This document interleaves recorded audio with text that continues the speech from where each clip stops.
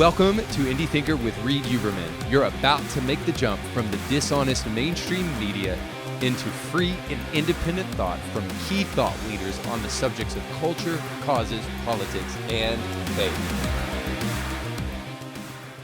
Dr. Elana Fishbein is our guest today, and she is the founder of No Left Turn in Education, a grassroots organization striving to revive American public education, the fundal discipline of critical and active thinking, which is based on facts, investigation, logic, and sound reasoning. She recently appeared on Tucker Carlson's program, and ever since then has been making waves. Dr. Elana Fishbein, thank you so much for joining us today. Thank you for having me. It's absolutely our pleasure. I can't think of a better time for you to come on the program and just to share kind of what's going on in the public school education system. So by way of introduction, just in case there's some people who are not familiar with you, not familiar with No Left Turn, would you just give us kind of an introduction of who you are, but would you do it by way of your backstory? Because I was reading a little bit about how No Left Turn got started, and I was really taken with your personal story. I believe that there's a lot of people that can relate to that story. So would you kind of tell us who you are and how No Left Turn got started? I'm a mother of three boys, 19, 10, and 8 years old. Two of them were in the public school system until this summer.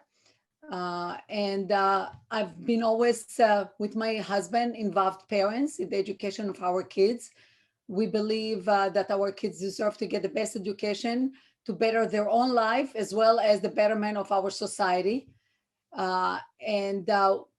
As we have been witnessing gradually what has been happening in school, they're introducing material that has been of concern to us because we felt that it had no relationship to reality, including issues relating to science that were not science, such as man-made climate change, as well as issues relating to history, where we felt it was not taught based on facts, but rather based on opinions. And things got accelerated after the unfortunate killing of George Floyd this past spring. And all of a sudden, it's kind of, for us at least also in our school system, it seems that it's coming very strong and at once. And they introduced at the end of the school year a new curriculum and lesson plan, and they called it cultural proficiency. Okay. For both my husband and I, when we looked at the lesson plan, we were really appalled at the content as well as the resources that they are planning to use in the class for kids as young as kindergarten through fifth grade, because it's obviously it's an elementary school. We definitely would not allow our kids to participate in these classes, as well as we did in the past in some other classes that we felt that the content was inappropriate and misleading. And me being with the kind of professional background I'm coming from in social work, I have a master, bachelor, and doctorate in social work, specialty in child welfare. I also were concerned that kids are not, it's not material that is appropriate to teach kids at those ages. And what was the most concerning thing to you about that material? One of the, when my kid was in third grade, for example, they introduced the concept of transgender. I don't think that kids at that age developmentally can actually comprehend what it means. They still haven't formed their own full identity in terms of a human being, let alone introducing them to something that even adults have a hard time to grapple with nowadays. So that was very much inappropriate. And as in all those issues or incident, I would initiate conversation with the teachers, with the school psychologists, counselors, as well as with the principal, and question what exactly are they doing? What's the purpose of what they're doing? As usual, they dance around the subject with a lot of generalities and general terms. And for me as a parent, I always made sure to tell them that my kids will not participate in this kind of teaching.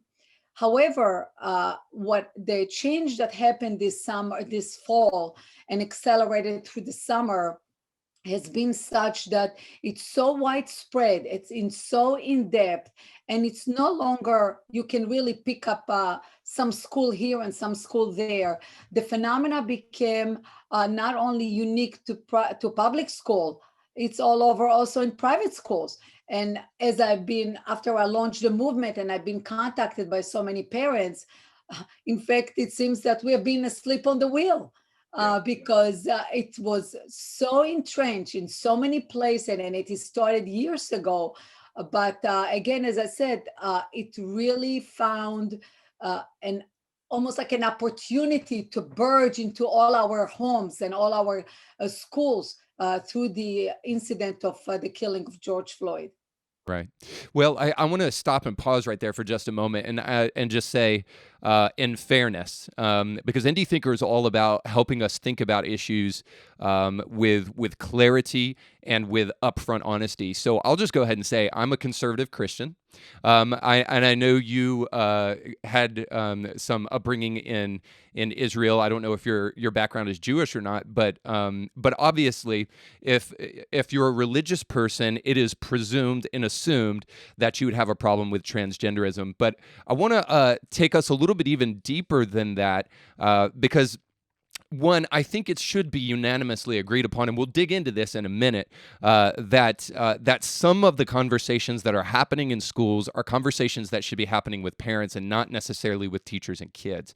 But it goes a little bit deeper than transgenderism too. So you've hinted around about it a little with what you were talking about with what took place in the fall with the BLM riots and with George Floyd's unfortunate killing. I think we would both agree that protesting is one of the great hallmarks of American freedom. But then the things that followed that are not American, the burning of buildings and all that kind of stuff. But also the thing that you're speaking of is that there seems to be kind of a conjoining of what took place over the summer. And then maybe even a little bit into the fall, with the public education school system, with the introduction of critical race theory. And so I know that that's something that you spoke on Tucker Carlson about, and something that I think is probably interesting to some parents, because you have on one side Planned Parenthood developing curriculum, and I've heard you speak about that, Planned Parenthood developing curriculum that's going into our school system, and that's disturbing for some. But then also you have another side of critical race theory now being taught in schools. So I want to give a brief definition of critical race theory, and then maybe you can introduce kind of your personal experience with that, and then what you're seeing across the nation in terms of critical race theory being introduced into the school system. So if I can as far for a second, yes, because I think it is important what you said about the role of parents versus the role of school, because that's the essence of the problem. Indeed, in my conversation with the school, that was the theme of my message consistently. There are things that are really should be left for the parents and not for the teachers and not for the school. And here is the really where the problem rests. In addition, it's not a matter of having a problem with transgender or not. What is appropriate, for this in terms of the developmentally for the kids to be taught at what age, right. And B, who really supposed to teach them, the school or the parents? Right. Yeah, and I really almost want to talk about it right now, but we'll dig into that in a moment. I'd love to hear your feedback too on why you think those roles are starting to be flipped, or probably have been flipped for a while. I'll give my 2 cents on that, and I'd love to hear your thoughts. But in fairness to our audience, let's step back just a little bit and then talk about some of the things that are being taught in schools, so that there can be some context for that conversation. So, as far as I can tell, critical race theory is this: it is neo-Marxist, and it is the assumption that there is racism in any system that is present. Okay, so neo-Marxist in this sense, that it's not necessarily Marxist because it's Marxism in a combination with postmodernism, which just basically means that they don't necessarily, that reality exists outside of the individual. So it's all about subjective experience. And so by that definition, you can start to see where race starts to play into this. And then it's not only neo-Marxist, but it's the assumption that racism exists. So it's no longer the question of if racism is there, it is the underlying assumption that racism is always there and it must be dealt with. Now, just to provide some broader context, this conversation probably is foreign to some, but then there's some who heard about critical race theory with diversity training in corporations and that kind of thing. And, these highfalutin diversity trainers would come into corporations, would essentially make everybody feel bad about the color of their skin, and then they'd rake in tens of thousands of dollars. But then that started to leak down, and you saw things even over the summer, like the Smithsonian National Museum of History and Culture have a whole exhibit dedicated to white supremacy, and stated that things like being on time for work, hard work, and devotion to excellence, and the nuclear family were all white supremacist ideas. And speaking proper English. Yeah, and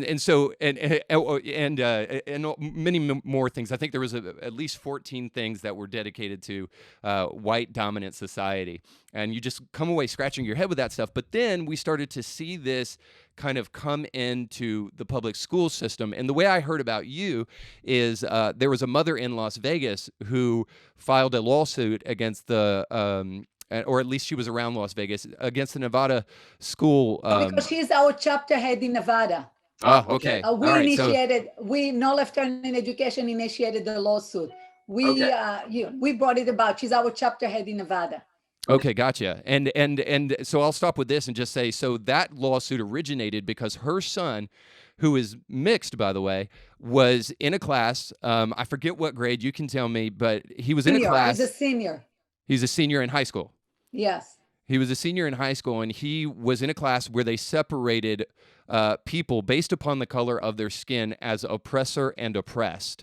And when that got back to the mother, she was very disturbed by that. So not only the color of the skin, they had to identify themselves also in terms of their sexuality and gender and religion.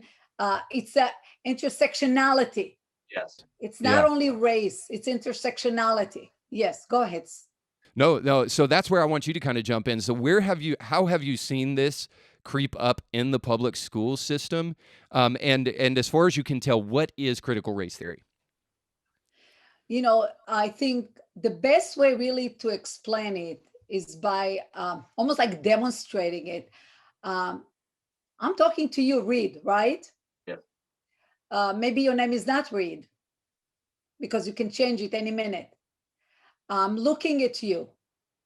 You're what? You're a male, you're white, your height, your religion, I don't know yet, your socioeconomic class. Yeah, it gets worse, Christian. Yeah, that's right. But I don't know which denomination. Sure. The problem is, I'm describing mostly external characteristics. I don't know you, Reed. Right. I don't know your heart. I don't know your mind. I don't know what you like, what you don't like. I actually really don't know you as an individual human being. But under critical race theory, it's not important. Yeah. It's not important what you love. It's not important how you grew up, your personal experiences. It's not important how you were raised. It's not important what your values are, your value system. All these true characteristic, what make us unique human being, our inner personality, our experiences, individual experiences, even what food we like, what food we don't like. All those things are really not you. It's not important. What's really important about you is really the color of your skin, how you identify yourself, not your sex, man and a woman, which is really science. They don't care about science. They say they care about science. They really don't care about science. So under critical race theory, you actually not an individual, you are part of a group based on all these external characteristics. Then they attribute to you characteristic based on that. So it's not that you have a unique fingerprints. All of us have unique fingerprints. You're not. You're not created in the, as a coming from the womb of your mother with the genetic makeup of your parents and whatever else God gave you.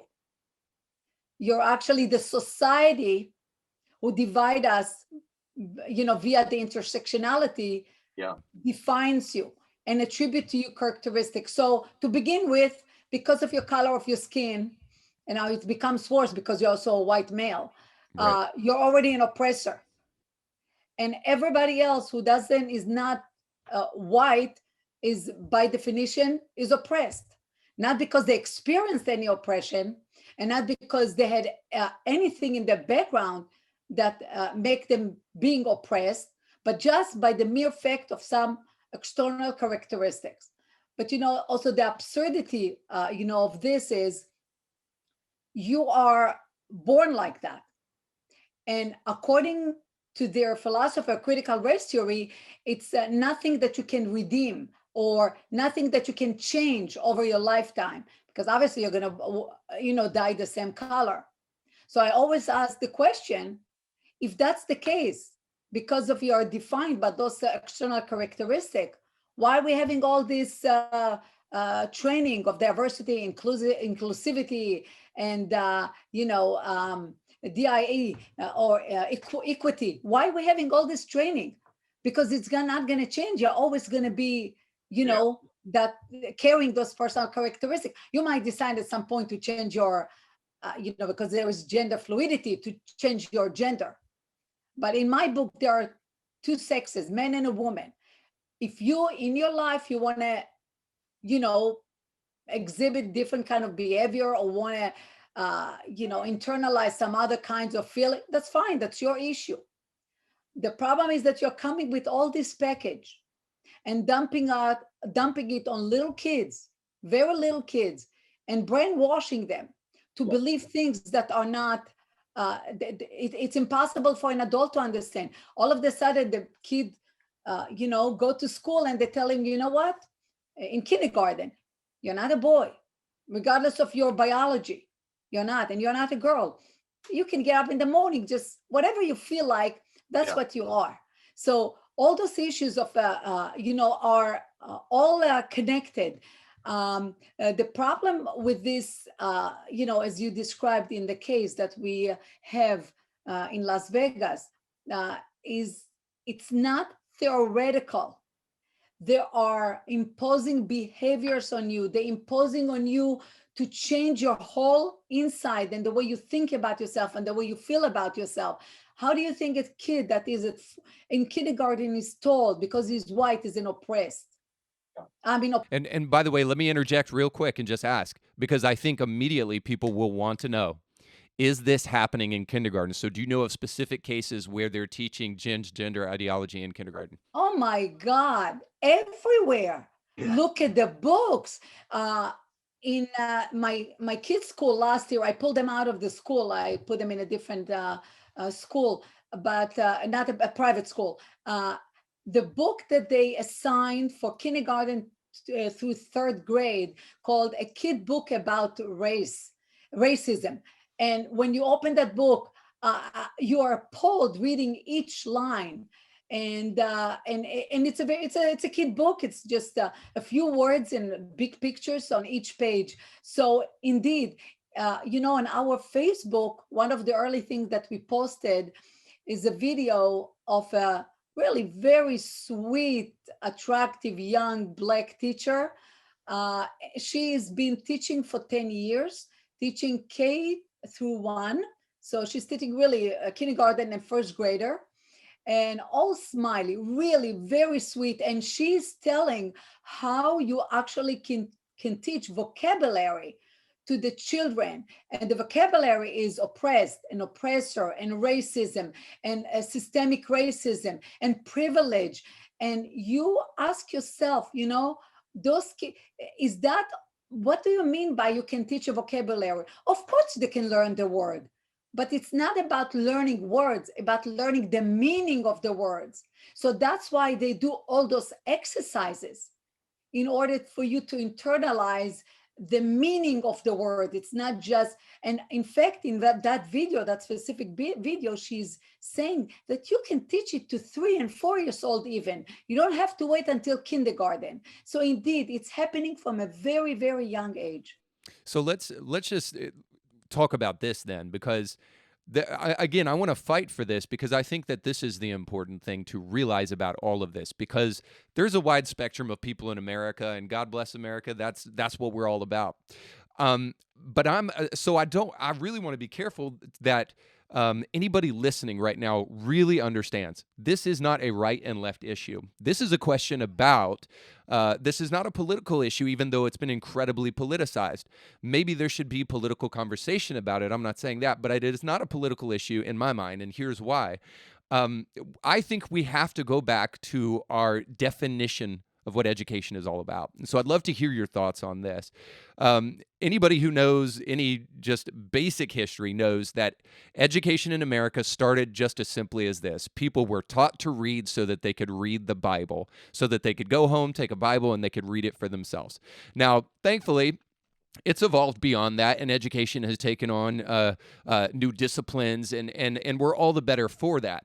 But something else has happened as education has evolved. And I saw this on scholastic.com. I saw this on the Bill and Melinda Gates Foundation, as well as study.com, that the definition for education has evolved to the point where now the educational world thinks it's their role to help create good citizens. Now, that may sound innocent enough, but the reality is I think that ultimately what they're talking about there and what we're seeing is that now the education system and the public education system is creating morality. Now, that was typically resigned to the church, and I think that that's permissible because it is the parents' decision whether or not they take their kids to church.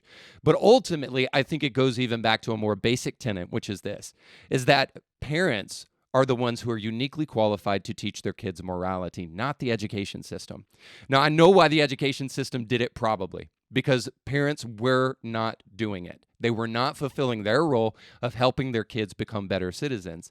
But I still think the problem exists, is that education professionals, teachers, are not uniquely qualified as parents are to help their kids become moral, thinking, good human beings. That is the role of the nuclear family, which, by the way, I think is so very interesting that that they're calling the idea of the nuclear family a white supremacist idea, and something that, even though BLM has taken it off their website because they got a bunch of heat for it, still something they believe in, the destruction of the nuclear family. The traditional family.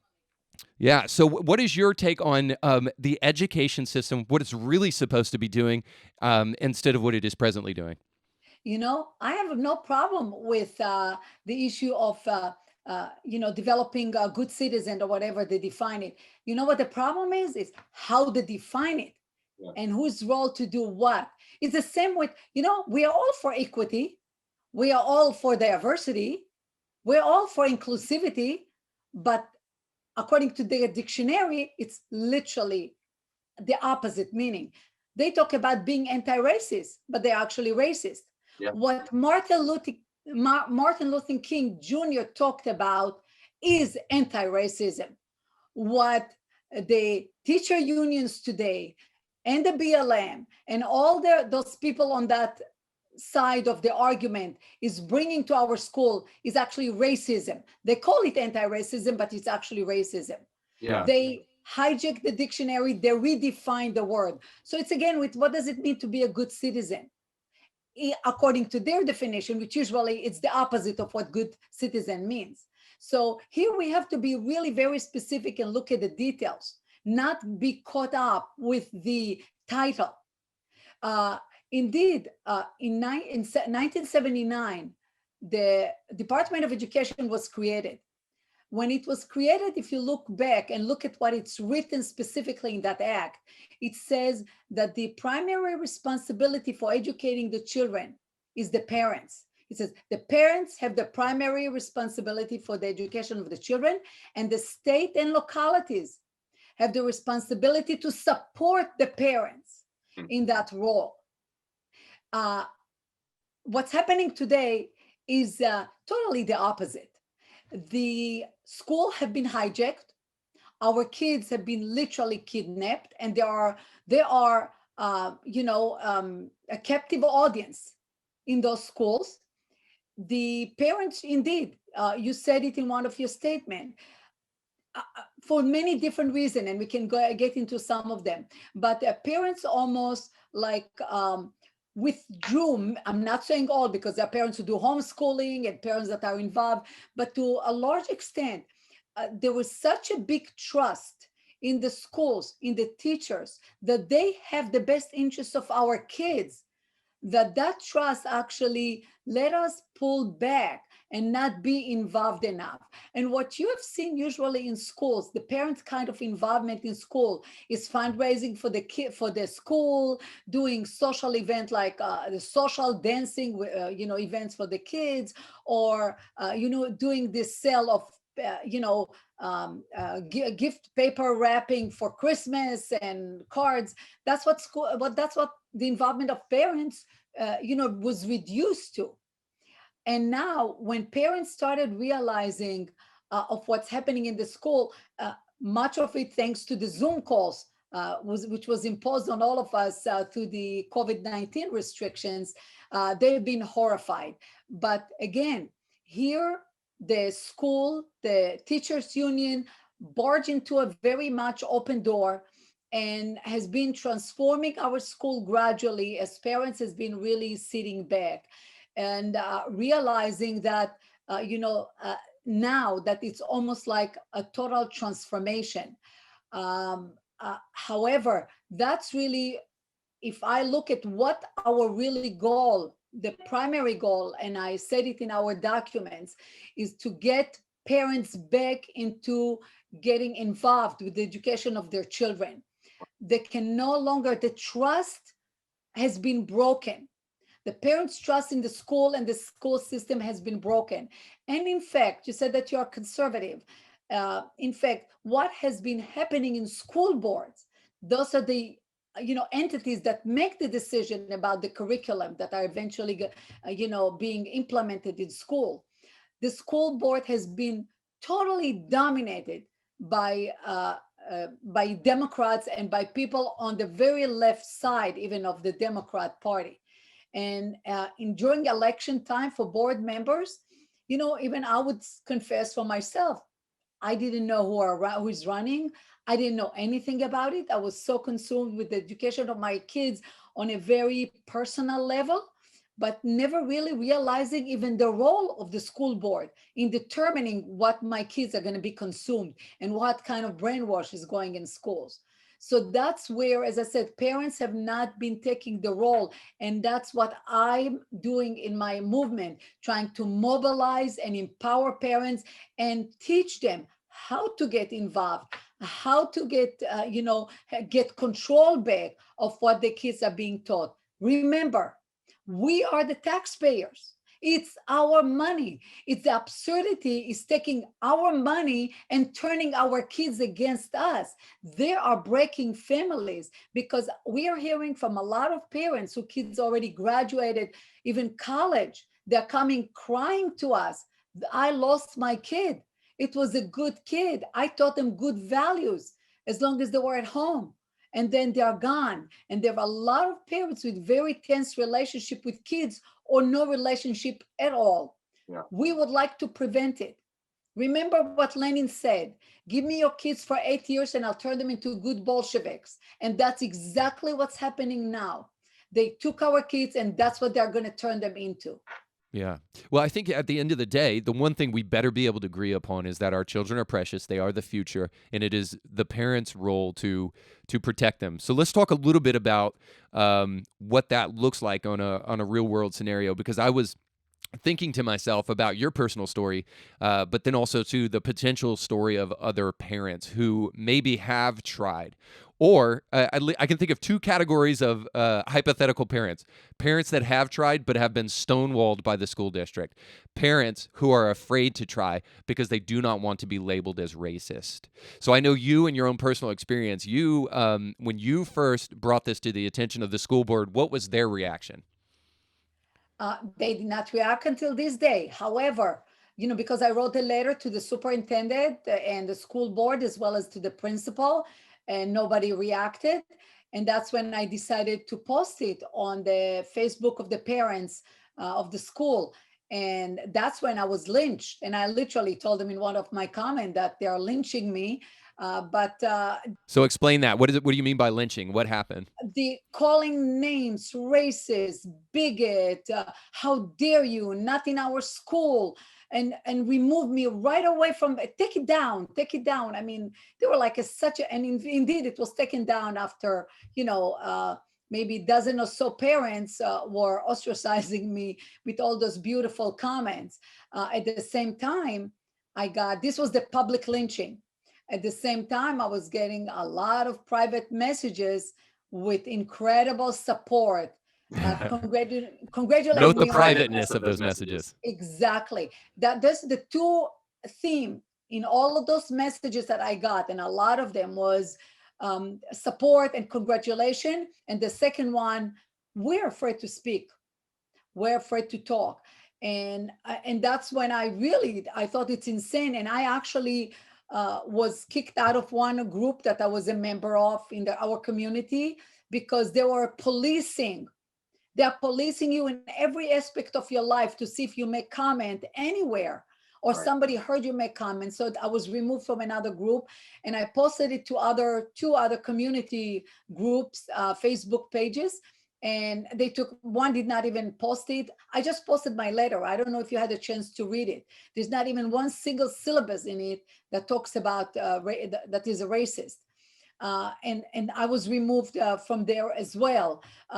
That's when I decided that in this United States of America, and I'm talking even as an immigrant, people from all over the world look up to United States as the land of free, and the land of, with the First Amendment, free of speech. And here people are terrified of speaking. Yeah. That's, to me, looked absurd. That's when I approached the Washington Free Beacon. They did the first article.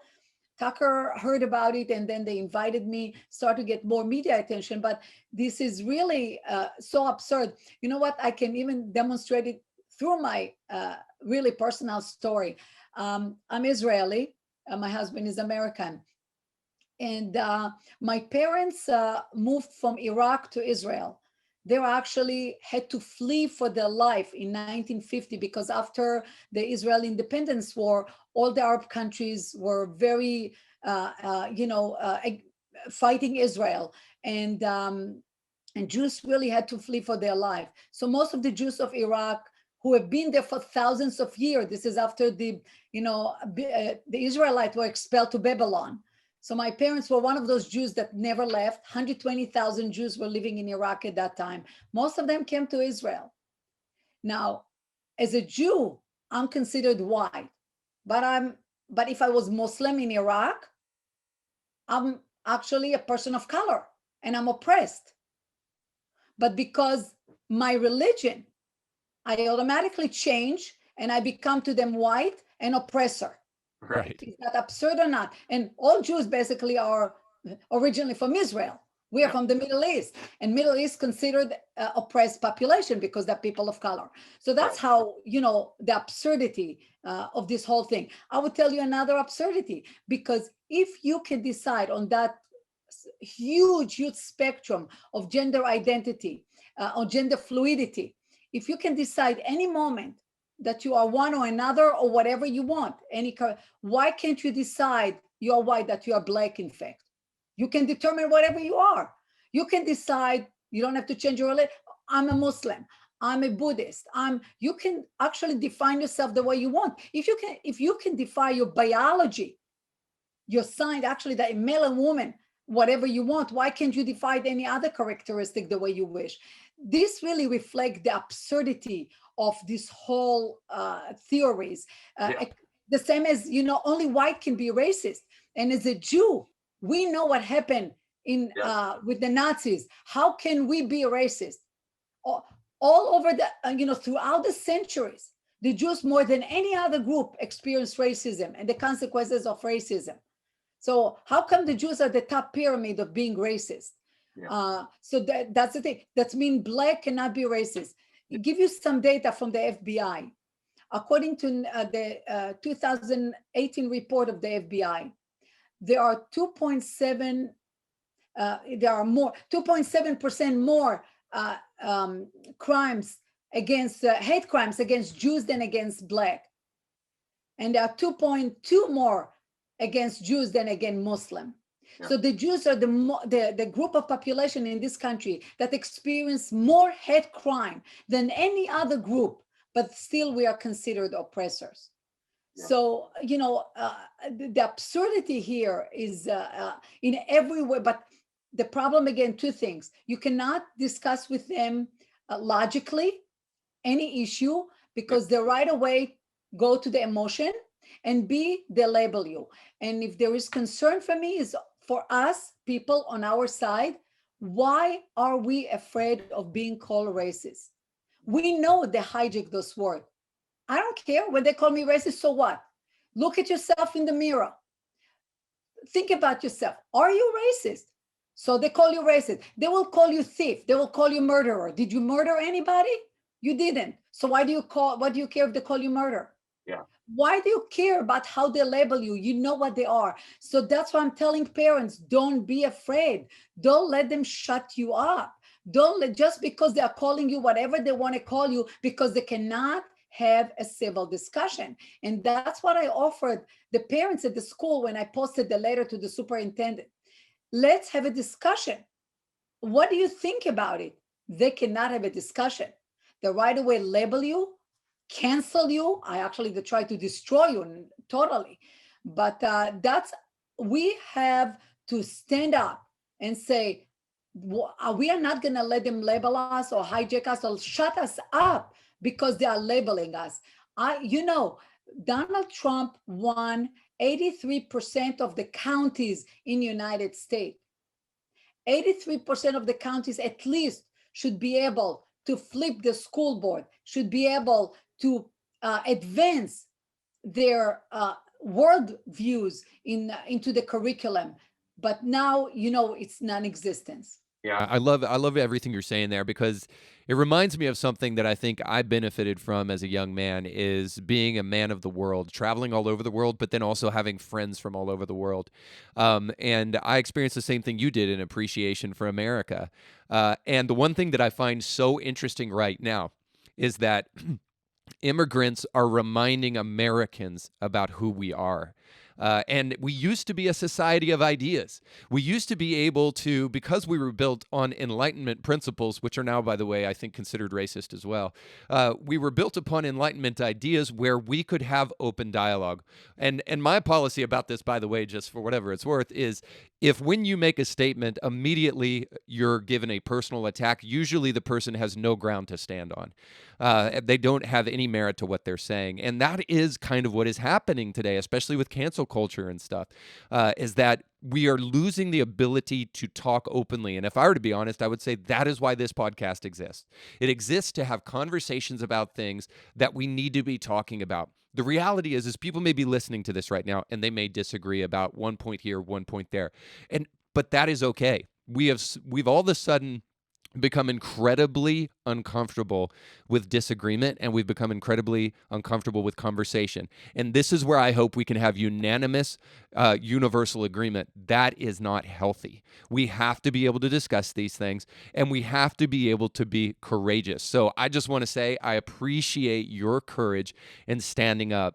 And I appreciate the courage of other people who are joining your organization and are chapter heads and are taking the fight back for their children and standing up for what they believe in. Because right, wrong, or indifferent, we all as Americans should have the ability to be able to speak freely about what we think and then have those ideas proliferated in the marketplace of ideas. And if they stand the test of time, then great. And if they don't and they should be destroyed, they will be. I have great confidence in that. And that has typically been the American story until it was hijacked by people like Nicole Hannah-Jones with the 1619 Project. But let me kind of go back to kind of the point of that tirade, which is just courage. We need courage. Courage is something that we lack anymore in our society because we're so afraid, because of social media probably more than anything, we're so afraid of being disliked. And we have to get back our courage. So if there is a parent right now that's listening to this and they're having some issues with things that are being taught in the public school system, what is your advice to them? Is it, and by the way, with full understanding that not everybody can do what I'm about to suggest, is it take your kids out of the school because you need to be able to protect your kid first and go to a private school or go to a charter school or something like that? Or is it stay in there and fight? Don't cede that ground. What would your advice be to a parent right now who's having some issues with what's being taught?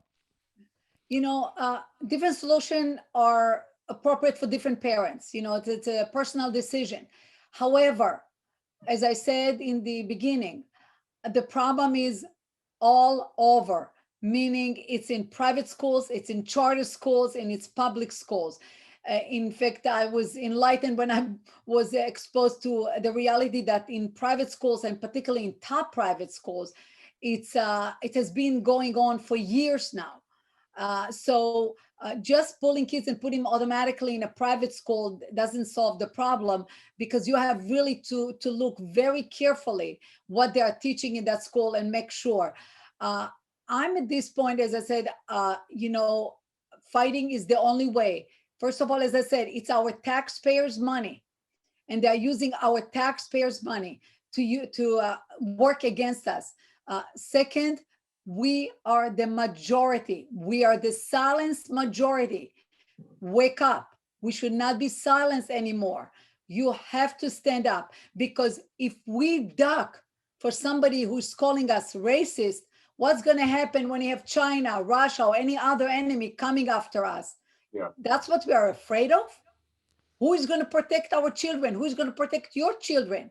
Parents have to get back in the role of protecting their children. We cannot give up the system. Again, this is a minority of people who has a lot of money, because they are controlling important intersections in our life, like all those big tech companies that have been pouring money into BLM and all those other organizations that are so busy indoctrinating us. All those people who made huge profits from this, D'Angelo, Robin D'Angelo, or Ibram X. Kendi, and many. We have a whole list of those perpetrators who are enriching themselves incredibly from that poison that they are bringing to our kids' hearts and minds. So my recommendation for parents would be, get involved. Find if there is a chapter in your state already. If not, contact us, and we are opening chapters all the time. Get involved, get other parents together. The purpose of my movement is to help people come together so they are not alone, so they don't feel that it's a one-person fight, which is overwhelming. It's frightening. However, when we come together, we can do it. In addition, what I've been doing, I've been communicating and collaborating with like-minded organizations that have been around for a while. But for example, a lot of parents got organized around fighting Common Core, which was really dumbing down our student in all the schools. It was one of the flagship programs of Obama that came to school in 2009. But again, we have to come together, and I'm reaching out to those organizations, many of them reaching out to me, and we are talking about to collaborate to help parents get the courage to fight. There are many parents who have the courage, but it's helpful when we are doing it together, so we can learn from each other, support each other, and be the majority of the people that we are, in order to push it back. Yeah. I don't want to do tit for tat here and find ourselves in the same problem of kind of maybe what the moral majority did back in the 80s of saying, well, we need to fight back just so that we can get our ideas imposed, and then parents on the other side fighting about that very thing and us putting them in the position that we're in right now. But I think the thing to remember, so that we understand when I say the marketplace of ideas and when you say what you just said, is that we're talking about kids here. Parents have the opportunity to engage in the marketplace of ideas. Kids are a different story. Kids need to be able to be protected by their parents and be able to be encouraged by their parents to follow the ideas that that are important to those families. But let me just kind of roll the tape back and just say that uh, with what I was talking about with either side and giving into institutional pressure, the reality is that they do. Institutions give into institutional pressure. I think about the story of Mimi Groves, and I don't know if you're familiar with her story at all, but Mimi was a young high schooler who sent out a like TikTok video, social media video anyway, and she said the N-word in the video. Atrocious word. Nobody should ever use it under any circumstance. Of course, rappers and people use it all the time in common speech. But needless to say, she used the word. And when all of this BLM stuff happened over the summer, she said, "Hey, we need to go out and protest, and we need to stand up for Black people in our society." And somebody captured that video that she sent out years before and said, "Really, you think we should do this? What about this video?" And then what followed is incredible hate brought to that student, to the point where she had gotten a scholarship to the University of Tennessee, not far from where we are. And then the institution quickly put pressure on her to withdraw, and that she wouldn't have a good time there at the school. And then then eventually reneged on their scholarship to her because of all of this backlash and because of all of this pressure. So so there is institutional pressure that are being applied to these places, and they're giving in to that institutional pressure. Now, so again, I'm not encouraging us to necessarily apply institutional pressure, but I am encouraging us to stand up for what we believe in, because the reality is there is going to be one side who engages in this fight without our permission, and so we have to be willing to stand up as well. You started the program by reading our mission statement. Yeah. And our mission statement has nothing about conservatism or right or left. Our mission statement, and that's what we are all about.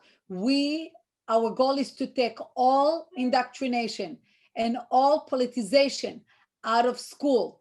Now, it's not about right or left.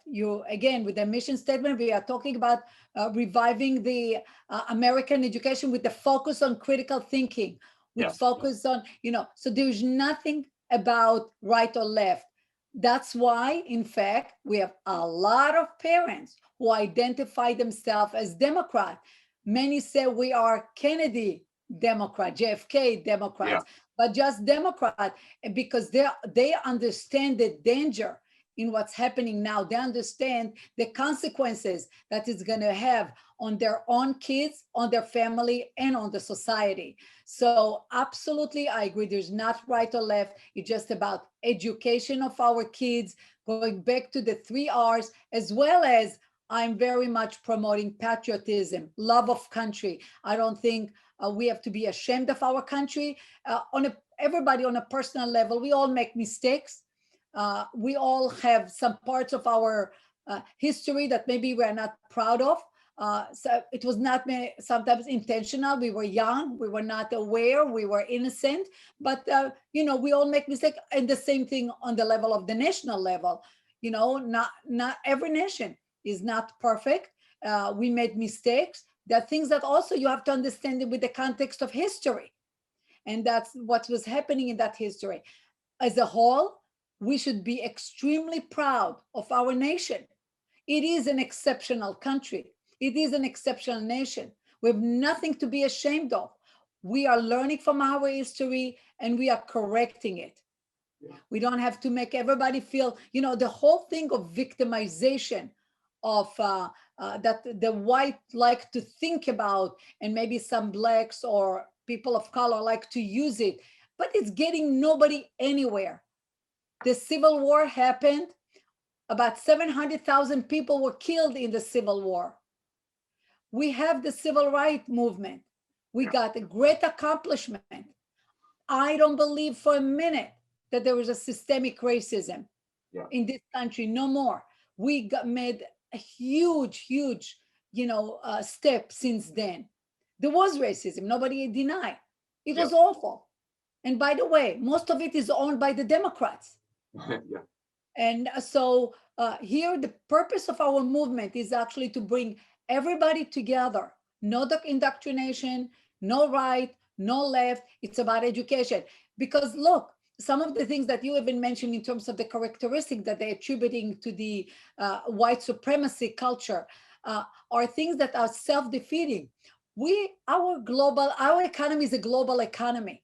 If we are dumbing down the system, if we are dumbing down our student, what's going to happen to our competition in the world, in the markets of the world? We're going to be bygones. We're going to be a third world country because our kids were in the amount of time and money that is expended today on indoctrination of teaching them about privilege, oppressor, oppressed, victimhood, all this time, or gender fluidity, and all this sex education, which is literally pornography, starting in kindergarten when they're teaching them how to masturbate in kindergarten. All this, is really taking so much time and resources from the school. And the teacher, we get a lot of emails from teachers and messages. We do not have time to teach what we need to teach because it's taking off the time of the teaching. So what's happening to our students? What are they going to graduate with? What is cultural proficiency? What kind of proficiency they're going to demonstrate that's going to help them in their career? That's going to help advance our economy. That's going to help them get jobs. That's going to make our lives better. What kind of skills they are coming out with after they being indoctrinated with this material? What they can show up for? Right. Yeah. Well, I think to put a bow on this conversation, I think now this goes back to this kind of postmodern and Marxism idea, but I would just say we need to be able to agree that there is right and wrong, and that there is fact, there is fiction, there is truth, that truth still exists in our society and in the world. And I think that in some ways, perhaps we have probably just quit believing that we've totally moved to the subjective where everyone's individual experience is now the only thing that matters because it's undeniable. Racism still exists in our society. There's things that there's movements that that need to be formed to help make progress on this issue. But the reality is that it is self-defeating if in the process of it we're going to silence people. We're going to instead develop racist policies in their place that are against another people group rather than the one that we have believed are typically the focus of those racist ideologies. So the point is I think we just need to stand up for what is right, and we need to be willing to speak up and speak the truth. The truth does exist, and we need to fight for it whenever we can and whenever we see it. I would also add, you're right, there's right and wrong, and there's truth, and there are facts, and there are fiction. But also there is love, and there is respect, and there is appreciation of each other. But it's not going to happen when you have groups that are told that they are oppressed and oppressors. Because, again, going back even to my professional background, working with child welfare, looking at kids, you look at kids as young kid as you can imagine, and you say, how those kids going to be able to interact and form friendship if they are coming from different background, different color of skin, different culture? If the kid that is has a darker skin complexion will look at the white kid and think, oh my God, he's my oppressor, I should be afraid, I should be stay away. What is the kid that is white? I'm supposed to oppress him? I'm his oppressor? I'm guilty of something just because they're going to hate their parents because they were born white. So I will not, even as an adult, if I'm treated as an oppressor and I did not oppress anybody and I've attributed all these characteristics, I do not want to do anything with anybody that is different than me. So what are we doing here? It's opposite of Martin Luther King. Martin Luther King wanted to be about love, about being together, about really treating each other based on their character. Yeah, we have to say something. We have to say something about that real quick because. But here, Go ahead. they're really pushing for segregation. Yeah. They're not going to be human, healthy, love, respect, human relationship, authentic human relationship between people, if they're attributed this kind of characteristic, it's going to be total segregation. Because I would not my kids want to interact with another kids if they're going to be blamed for something that they've not have no responsibility for, or have done nothing wrong. Yes, and the bigger problem there is what you just said. So if I have an axe to grind in this conversation whatsoever beyond my own children and their safety, it is just simply that. We have to return to the idea of Martin Luther King Jr. with that people should be judged based upon the content of the character and not the color of their skin. But now we are hearing the opposite of that from the people who should be believing in it the most. In fact, and you probably are not familiar with this, but over the summer, Dr. Fishbein, this is something that was that we had conversations about a lot in very big churches with very popular pastors. And almost unanimously, every single one of them agreed with the people that they were speaking to that we should see people based upon the color of their skin, rather than what we have been taught to believe, which I was raised to believe anything other than this is racist, to look at somebody based upon the content of their character rather than the color of their skin. And I want to be specific here because I think it's important. Awkward Conversations with a Black Man. There's an episode where Emmanuel Acho is talking to a white couple, and he says that I've always taught my kids that you should look at people based upon who they are rather than the color of their skin. And the host of that show, who is a former NFL player, I believe, said, no, you should look at people based upon the color of their skin because you're taking their identity away. Well, what if your identity was not wrapped up in an inalienable characteristic that you cannot change, but in the decisions that you make inside and in your heart? And I think those are the things that, yes, we should be looking at. We should be looking at things the way God looks at things, which is at the heart and not on the outward. Your heart and your deeds. Yeah. Absolutely. All right. So I have just one last question, and this is just kind of a candy question, I guess, just because I'm interested. And maybe you haven't gotten your finger on the pulse of this issue, but now we're about to have stepped into a Biden-Harris administration. What do you think that we can expect in terms of public school education under our current administration? Well, again, I'm not, because we are really bipartisan. It's not about politics. However, each administration bring a different politics, different worldview, different philosophy and policies. Definitely, it's going to be much harder. They do not believe in school choice, and we believe in school choice. We believe in giving the parents the choice and the decision how to best educate their kids. And they're totally against parents' choice. So this is really not going to be a very friendly administration to the parents and to what parents want to do. So we have to see when they come up with the specific programs, but they already made a lot of announcements. They made some appointment that are of great concern, and parents should be very, very concerned. It's going to be a uphill battle. But again, we are ready for it. As I said, if Donald Trump won 83% of the counties in this country, we can at least institute the kind of worldview that we believe in 83% of the counties in this in the country, as well as I said, a lot of people are Democrat coming to us saying that they are really concerned about what these kind of policies are doing to our families and our communities and country. So we are prepared. So for those who are listening and they want to go and support you and want to learn more about what you're doing, you can go to noleftturn.us. You can go to their website. Is there anything else you'd recommend that they do to kind of just to any parents who are listening right now and want to become more informed? Yes, please get involved. As I said, we have chapters in now close to 20 states. Just I can't open them fast enough. There is an increased, even now because of the election, there is even a much increased demand. Parents do want to act.